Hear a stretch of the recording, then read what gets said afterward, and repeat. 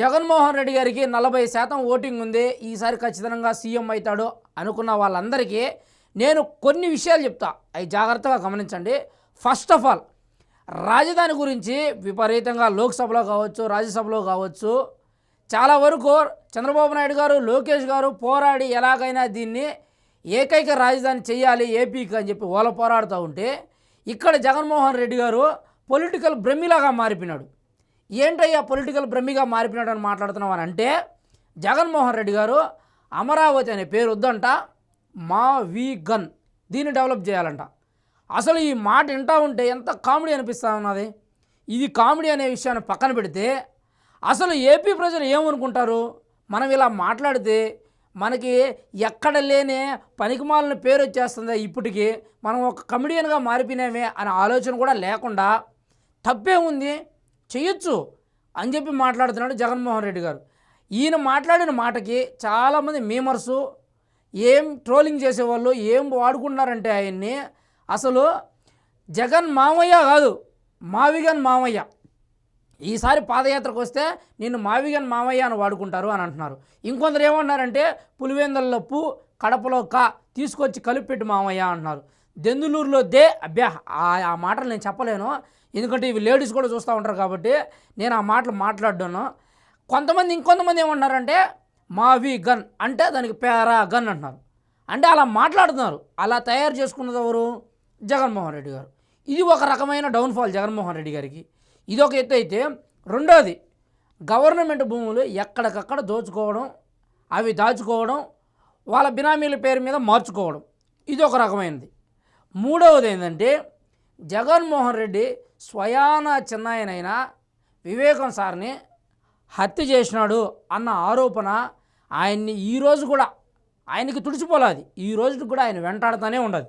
అంటే ఇవి పరిణామాలన్నీ చూసి ప్రజలు నిర్ణయించుకున్నారు, ఖచ్చితంగా వీళ్ళ చిన్నాయన్ని వీళ్ళే చంపినారు, కావాల్సి కల్లా రాజకీయంగా వీళ్ళు నాశనం అయిపోతారు, పతనం అయిపోతారని తెలుసుకొని కావాల్సి కల్లా వీళ్ళు గుండుపోటు అని చెప్పి చిత్రీకరిస్తున్నారు అని చెప్పి చెప్పడం జరుగుతుంది. అదొక రెండో రకమైన డౌన్ఫాల్.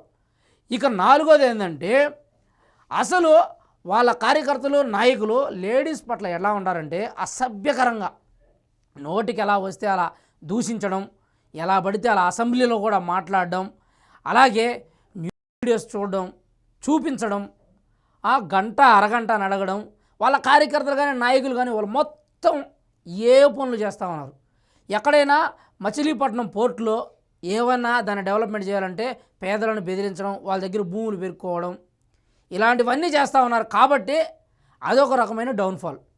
ఇక ఆరో విషయానికి వస్తే, సొంత చెల్లికి ఆస్తిలో వాటా ఇవ్వకపోవడం, గెలవక ముందు వాళ్ళని తన వెంట తిప్పుకోవడం. జైల్లో ఆయన ఉంటే జగన్మోహన్ రెడ్డి తల్లి బయట కూర్చొని ఏడ్చింది. ఆ రోజులన్నీ మర్చిపోయి ఆస్తిలో వాటా అడిగిన దానికి రోడ్డు మీదకి లాగడం, కోర్టుల చుట్టూ తిప్పడం, ఇదొక రకమైన డౌన్ఫాల్. ఇవన్నీ ఒక ఎత్తు అయితే, జగన్మోహన్ రెడ్డి గత 5 ఏళ్లలో చేసింది ఏమైనా ప్రజలకు ఉన్నదంటే ఏమీ లేదు, అది అందరికీ తెలుసు. అదొక రకమైన డౌన్ఫాల్. అంటే అక్కడే అర్థమైపోయింది ఈయనకి పరిపాలన చేతరాదు అని అర్థమైపోయింది. ఇప్పుడు అసలు అవినీతి అంటే ఎలా ఉంటుందంటే జగన్మోహన్ రెడ్డి గారిని చూస్తే అర్థమైపోతుంది అని చెప్పి ఏపీ ప్రజలు చాలామంది అనుకుంటున్నారు. ఇలా ఎందుకు అనుకుంటున్నారంటే, 600 కోట్లు పెట్టి రిషికొండ ప్యాలెస్ కట్టినారు, అది మొన్నటికి మొన్న పెచ్చులు ఊడిపోతున్నాయి. ఆ తర్వాత ఆయన సొంత భూముల్లాగా పాస్బుక్ల మీద ఆయన ఫోటోలు వేసుకున్నాడు. ఆ తర్వాత సర్వేరాల మీద కూడా ఆయన ఫోటో వేసుకున్నాడు.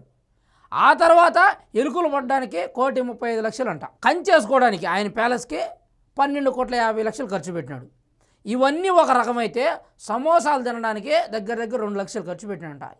అలాగే విమానంలో తిరగడానికి 223 కోట్లు ఖర్చు పెట్టినాడంట. ఇవంతా అవినీతి కిందకే వస్తుంది. అవన్నీ ఆయనకి డౌన్ఫాల్ కిందకు వచ్చేసినాయి.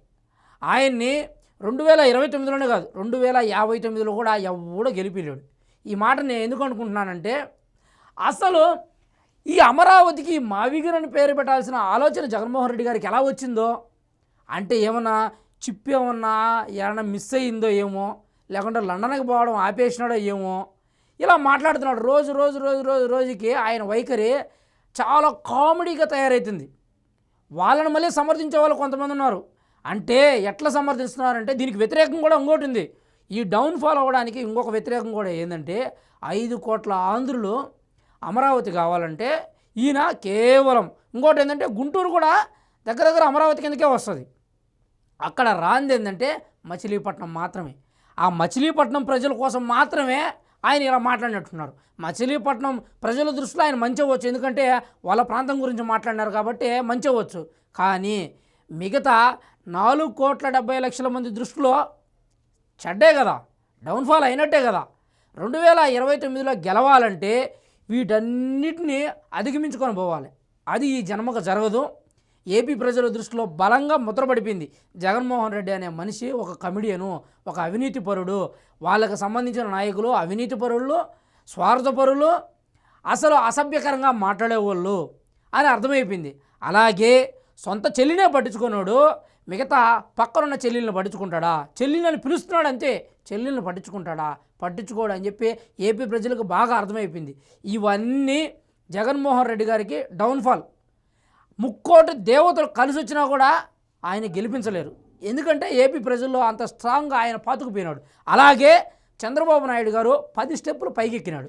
ఎలా అంటే ఎలాగైనా అమరావతిని తీసుకురావాలి అని చెప్పి ఆయన పోరాడిన విధానం, ఆయన వెనకడుగు వేయకుండా ఆయన ఎందుకులే ఇంకా మనం చెప్పకూడదు, అంత స్ట్రాంగ్. ఆయన జైల్లో చేసినా ఏం చేసినా అమరావతిని ఎలాగైనా ఏకైక రాజధాని చేయాలని చెప్పి ఆయన పోరాడిన విధానం మొన్న లోక్సభలో తెలిసిపోయింది, నిన్న రాజ్యసభలో తెలిసిపోయింది.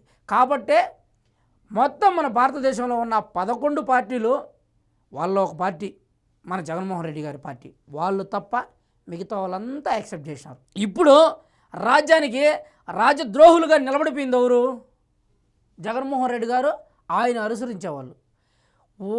ఎందుకులే వాళ్ళ గురించి చెప్పనాడికి సాధ్యం కావడం లేదు. తప్పును ఎలాగైనా తిప్పేయాలి, ఏం తిప్పేసేది లేదు. మావిగన్ అనేదానికి కొంతమంది నేను చెప్పినా కదా, పారాగన్, పులివెందలప్పు, కడపలక్క ఇలాంటి మీమ్స్కు వాడుతున్నారు జగన్మోహన్ రెడ్డి గారిని. ఇలాగే చేస్తూ పోతే 2059లో కూడా మీరు గెలవరు జగన్మోహన్ రెడ్డి గారు. ఈ వీడియో మీకు ఇన్ఫర్మేటివ్గా అనిపించిందో ఖచ్చితంగా మీరు కామెంట్ చేయాలి. జై హింద్.